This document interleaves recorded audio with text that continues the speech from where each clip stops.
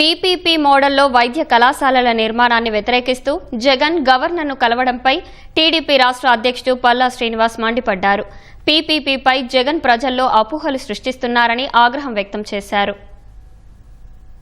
ఈ private public partnership మీద medical కాలేజీలకు వెళ్తామంటే ఆయన అరెస్ట్ చేయాలంటున్నారు.